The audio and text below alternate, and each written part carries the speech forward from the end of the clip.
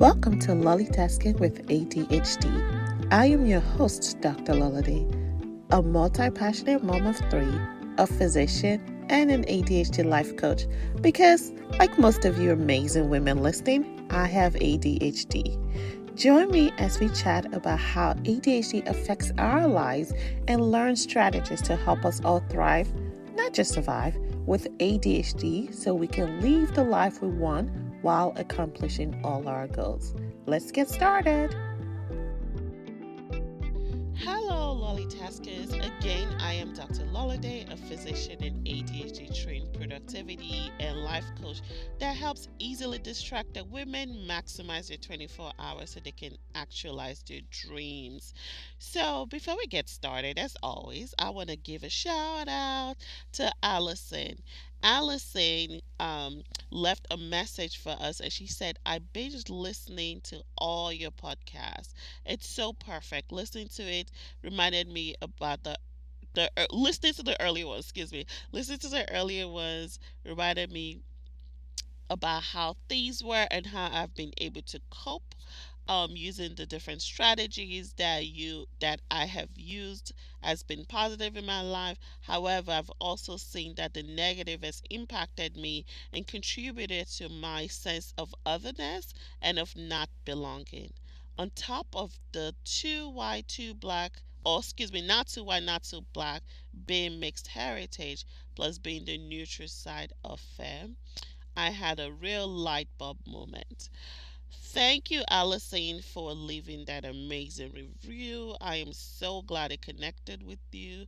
You were the reason why I do what I do. So I am so happy that you were able to connect to those episodes.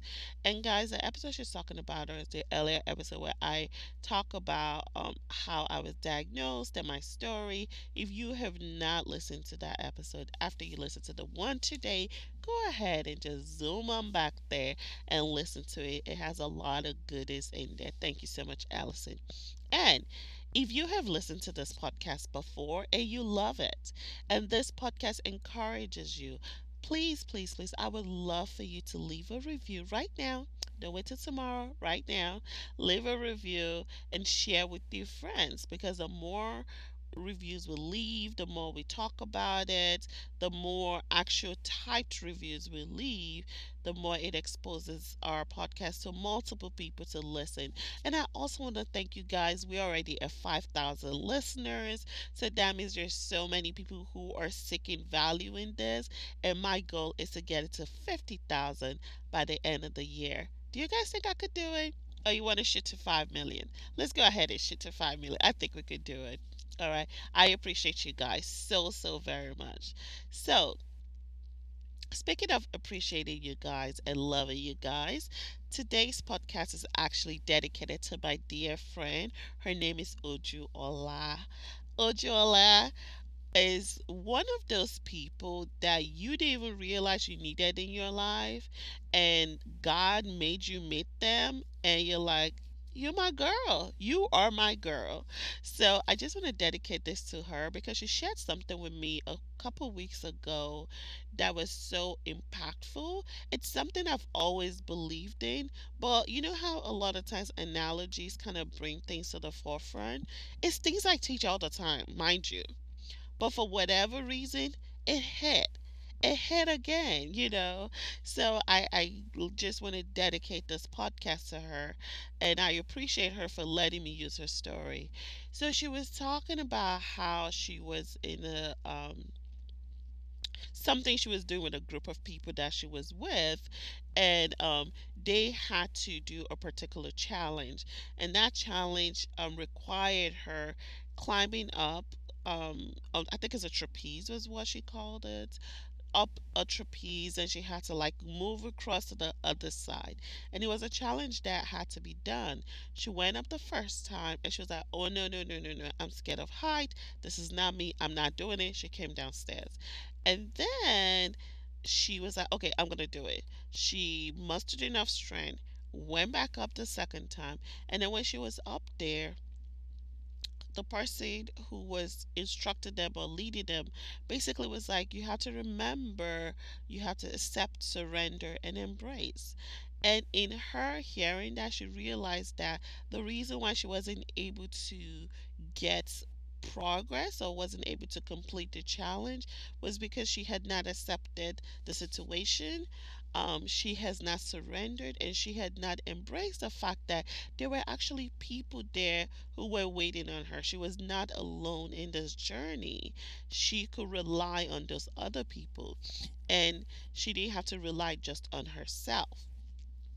And I thought this was so deep because when it comes to ADHD, I feel like a lot of times we tend to rely on ourselves, and we tend to feel like, we're in it alone, and we tend to feel like, nobody else is like me.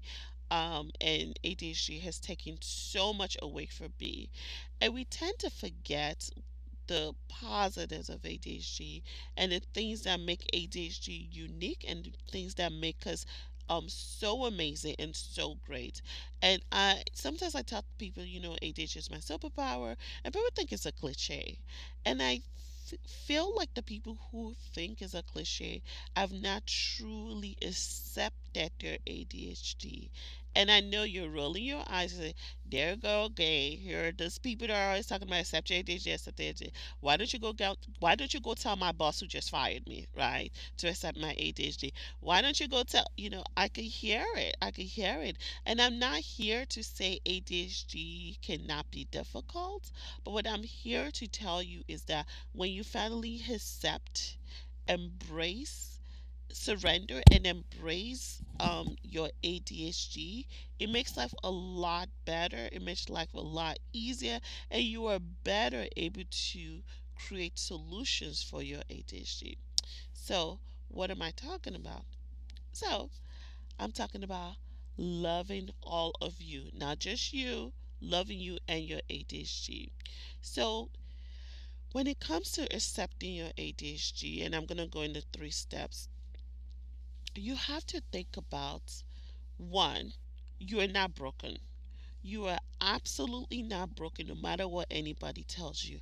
But I understand why you think you were broken, because for the past 30, 40, 50, however old years you are, you've been told, don't do this, stop moving, da da da da, da da da da. There's been so many negative self talk that you have now imposed on yourself because of the negative views and the negative ways people have seen you.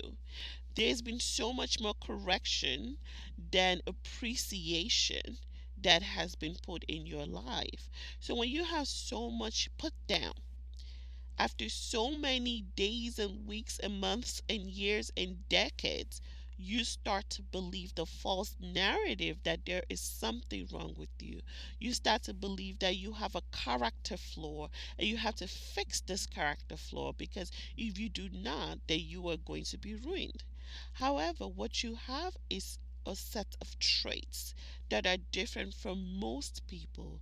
And if you learn to work on those traits and make it um, able to be used in the environment that we are at this point, the sky is the absolute limit. Okay, so what do I mean? So let's start with acceptance. How can we accept and love ourselves when we are so much of the problem to everybody else, is what you're thinking, right? The way we do that is to realize that we have a different brain. It all starts with awareness, and that's why in our program, we start the program with awareness and explaining and understanding how our ADHD brain works. We just have to learn how to use it, right? I remember one of my mentors in our coaching school that I went to, she always used to say, you know what? I think it was Hallowell that said it first, but she always used to say, our brain are Ferrari brains. Okay, look at all the horsepower that Ferrari has. However, with bicycle brakes, when you have a Ferrari brain with a bicycle brakes, it is quite difficult. Not saying you cannot brake or you cannot pause. It is quite difficult to brake, right? And you are always on the go. However, guess what? That Ferrari that can be that cannot brake would not drive well in a rough wooded terrain, right? However, it would drive exceedingly well in an open road with no other cars. The question is, what environment are you putting yourself in? What internal environment are you putting yourself in, right? You have to realize that these are just brain traits. Do not turn your ADHD symptoms, actually, I don't even like the word symptoms, I like traits. Do not turn your trait into character flaws. Because when you turn your trait into character flaws, you keep working hard on changing you, when in fact, you really cannot be changed because that's who you are. However, even though you cannot be changed, you can actually use what you know to make yourself work better in the environment that works for you. So, with ADHD, when things don't work out, we tend to do something called like catastrophizing, right? We tend to say, oh my God, you see, I'm so tired of it. I just can't get it together. Why can't I just get it together like everybody? Why can't I just do it like everybody? Why? Instead of looking at yourself and looking at your character and putting your work in what you didn't do, you should look at yourself and give yourself some grace and realize that, okay, this thing I am asking my brain to do is not my default state. So, how can I do it in a way that works for me? You know, how can I love me? How can I cherish me? How can I cherish my brain, right? Like, you guys know I'm Christian, and I fail to believe that God makes mistake. When he made me who I am, he gave me this diagnosis because he knew I was going to use it for good. And then when I started learning about ADHD and learning about all the positives of ADHD, I realized that holy schmoly, I have more positives than negative. I can count all my ADHD negatives on maybe one hand. Like, you could do that activity or exercise, right? But I can continue to list all the positives of it for pages. But when we stay in the five or six or seven negative, you know, most human beings have a negative bias. That's normal, right? We focus on the one negative instead of the 99 positive. We do have that negative bias. But people with ADHD take that one negative bias, we have it to the 10th power. Not only do we have the one negative bias, we take that one negative bias and we make it seem like it's 1,000 negative bias, right? Or it's 1,000 negatives. We take that one negative bias, make it seem like it's 1,000 negative, right? And then we jump into like rumination and catastrophizing instead of just moving our mindset back to the positive, okay? So the first thing is accept who you are. You are who you are. You are made the way you are for a reason. And if you truly believe God does not make mistakes, you are not a mistake. So there has to be a reason why you are here. The things that you cannot do is not because you can't do it because of your character. The reason why you cannot do it is because you are not in the right environment. If you plant a seed on cement, it's not going to grow. You have to plant that seed on a fertile soil. You have to wet it. You have to put sunlight on it. You have to work on it for it to blossom, right? So if we've been planted on a cement, maybe we need to move ourselves to a soil. And then when we move ourselves to a soil, which is the acceptance phase, right? Is moving yourself to the soil, to the right place. Then we go into surrendering, letting the sunlight shine on us, okay?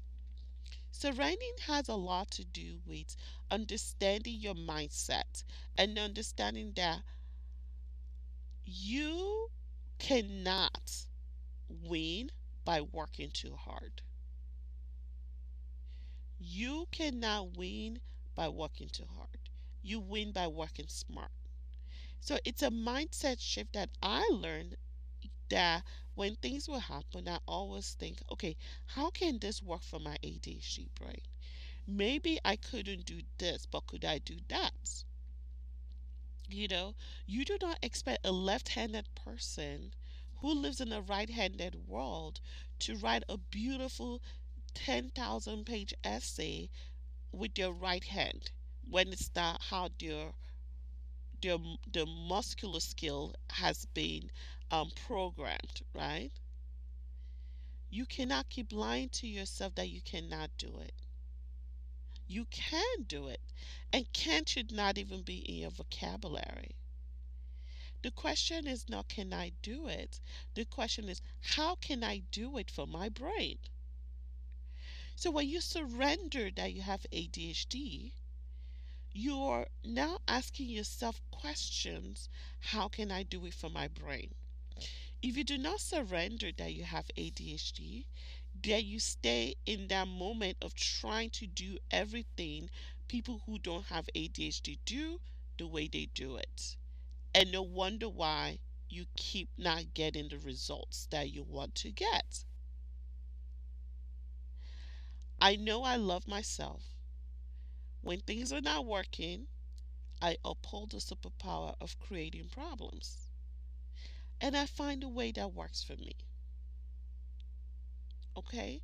So, number one, accept you are not broken. Okay? You are who you are.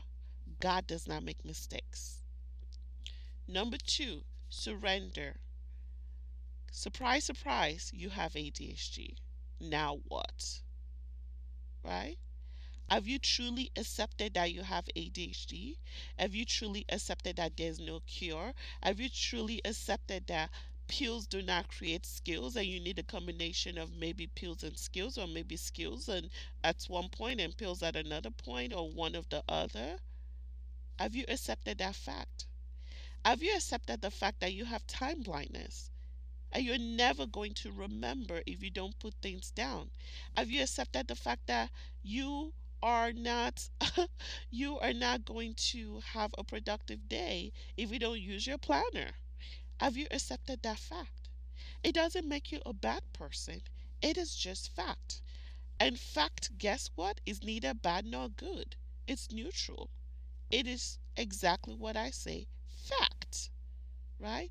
Once you accept that fact, then you can start to see, okay, what can I change about this fact and what can I not change about this fact?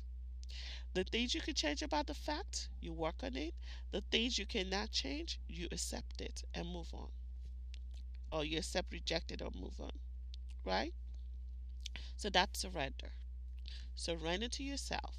Surrender to your ADHD. Then the last one, but definitely not the least, is embracing your ADHD. Okay? And when I say you should embrace your ADHD, I'm not saying you should excuse your ADHD. You have to have accountability to yourself if you do not follow through on the things you need to follow through on. When I'm saying embrace your ADHD, what that means is that ADHD is an explanation of what things are or why things are, or in the past when you've wondered if you've broken. It's an explanation, but it's absolutely not an excuse. Your work does not determine your worth in life. Who you are is not what you do. What you do is not who you are. And it's certainly separate from who you are. It definitely is. But when you don't do what you're supposed to do, a lot of us tend to start to um, say, oh, I have ADHD, that's why I didn't do it, right? No. The reason why you didn't do it is because you have time blindness. So, what do I need to do to help my time blindness? And when you embrace your ADHD, you also realize that everything is an experiment. Failure lets you get better on things. It has nothing to do with you as a person. Everything is an experiment. Failure has nothing to do with you as a person. Let me say it one more time. Failure has nothing to do with you as a person. When you embrace your ADHD, however, you start to see your failures as a point and as a way of improving your ADHD. You don't look forward to failing. You want to win. However, where the outcome is not how it is, you don't sit in your woundness and not move forward. You look at things critical and factual without emotions, without positives or negatives, asking yourself, how can I make it better? How can I impact progress, not perfection, right? You have the choice to do the things and you get to do these things. You're not being forced to do anything. But when you embrace your ADHD, it is so much easy to do things, right? Because you know you can't change your mindset on anything else that is not yours. The only person you can change is you. When you embrace your ADHD, you are willing to change from someone who keeps trying harder and leaning into solutions, right? No matter how hard you hit a metal, like a hard iron metal with a plastic fork, it would not break, right? It won't break. If anything, the fork will break. But what if you brought a heat to this matter and let it melt and mold into what you want it to be? That's what we call solving problem. And that's why some of us say it's our superpower because we know people with ADHD have amazing strategy skills. Oh my gosh, they help their friends, they help their family, they help everybody. The only person they fail to help is themselves. So use you as a challenge and help yourself, learn yourself, surrender to yourself, embrace yourself. Okay? Solving problem is one of our superpowers. So why don't you lean into it and now make our ADHD, just something that's just there to impact us. It's in all assets of our lives, right? So if it's in all part of our life, the earlier we embrace it, the better. Okay?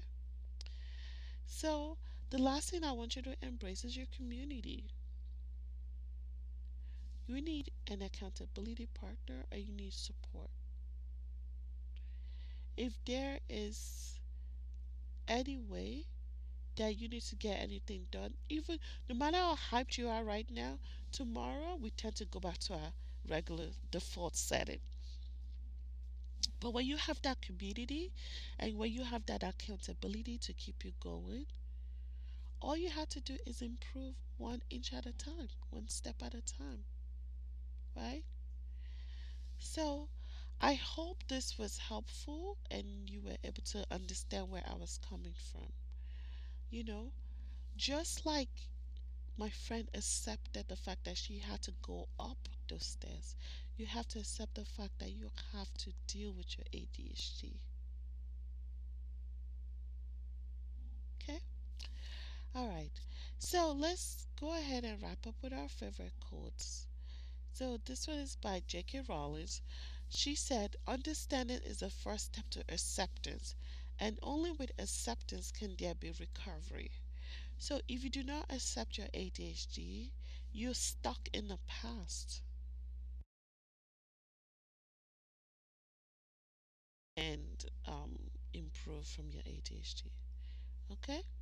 So that's it today, LollieTaskers again. On today's episode, it was awesome discovering and discussing about accepting yourself and loving yourself for who you are. Stop with the negative self talk, love yourself, surrender to people who can support you.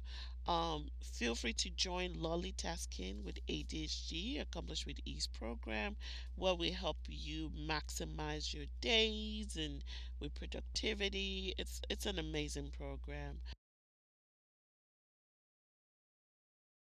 You to stop, pause. After listening to the episode today, if you could do one thing, what would it be? Write it down, create a plan, and go kill it this week, okay? Thanks again for hanging out with me today. I hope you have an amazing and intentional week ahead. Don't be a stranger. If you have any questions or want to talk to me about anything, join our Facebook group to continue the conversation. It's called Thrive in Spite of ADHD. The link will be in our show notes. Also, follow us on some Tuesdays on Clubhouse. Don't forget to follow us on IG. And yeah, just don't be a stranger. Till next time, remember you can do it too. With some planning, a little bit of balance, and a dash of determination. This is LollieTasking with ADHD. Thanks for hanging out with us on another episode of LollieTasking with ADHD. If you like what you've heard today, I would love for you to click the subscribe button, rate, and leave a great review, in addition to sharing with your friends. Your review allows visibility and also allows other amazing women to find this podcast. Also, if you have any questions or topics you would like for us to discuss, please contact me via direct message on Instagram at LollieTasker or email us at hello@lollytasking.com. Till next time, this is LollieTasking with ADHD.